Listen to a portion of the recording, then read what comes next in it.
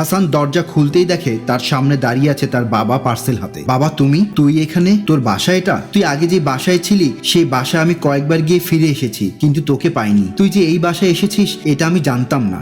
বাবা তুমি ডেলিভারি ম্যানে কাজ করো? আমার তো বাসায় স্ত্রী আছে, তার ভরণ পোষণের দায়িত্ব তো আমার, তাই তার ভরণ পোষণের জন্য ডেলিভারি ম্যানের কাজ কেন? আমি যে কোনো কাজ করতে রাজি আছি। আমি যেন তোর বাসা আসতে না পারি তাই তুই আগেই বাসাটা পাল্টে ফেলেছিস।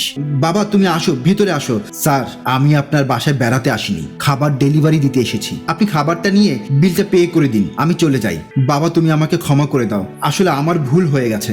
না না, আপনার কোনো ভুল নেই। সন্তানদেরকে বাবা মা অনেক কষ্ট করে মানুষ করে, কিন্তু সন্তান বড় হয়ে যাওয়ার পর তার বাবা মাকে বোঝা মনে করে। এমন সময় হাসানের স্ত্রী লিমা এসে বলে, তুমি কতক্ষণ দাঁড়িয়ে আছো এখানে? সামনে তাকিয়ে লিমা দেখে রফিক সাহেব দাঁড়িয়ে আছে। ওহো, তার মানে আপনি এসেছেন, তাই এখন কি ভিক্ষা চাইতে এসেছেন? খবরদার, এই বাসা আপনারা কেউ থাকতে পারবেন না, অনেক আগেই বাসা থেকে বের করে দিয়েছি আপনাদের। না না, আমি এখানে থাকতে আসিনি, আমি আপনাদের খাবার ডেলিভারি দিতে এসেছি। ইস, মান সম্মান সব শেষ। তোমার বাবা শেষ পর্যন্ত কিনা ডেলিভারি ম্যানের কাজ করে। আমাকে আমার স্ত্রী সহ আপনারা যখন বাসা থেকে বের করে দিয়েছিলেন তখন আপনাদের মনে হয়নি আপনাদের মান সম্মান থাকবে কিনা? এই তুমি দাঁড়িয়ে আছো কেন?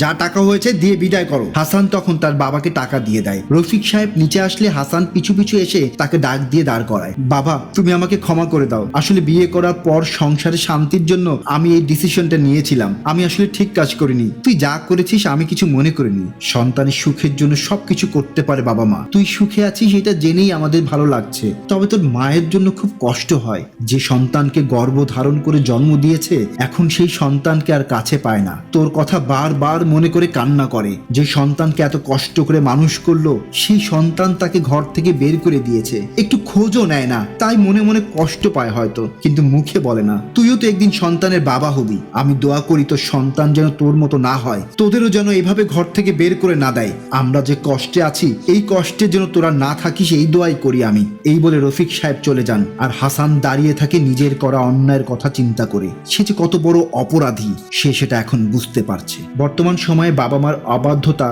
ও তাদের প্রতি সন্তানের দুর্ব্যবহার ও খারাপ আচরণের পরিমাণ ব্যাপক হারে বেড়েছে, অথচ পবিত্র কোরআনে আল্লাহ বলেন, আমি মানুষকে তার বাবা মার সঙ্গে সদাচরণের নির্দেশ দিয়েছি। তার মা কষ্টের পর কষ্ট ভোগ করে তাকে গর্ভধারণ করে, তার দুধ ছাড়ানো হয় 2 বছরে। সুতরাং আমার শুকরিয়া ও তোমার মা বাবার শুকরিয়া আদায় করো। আল্লাহ তাআলা আমাদের সঠিক বুঝদান করার তৌফিক দান করুক, আমিন।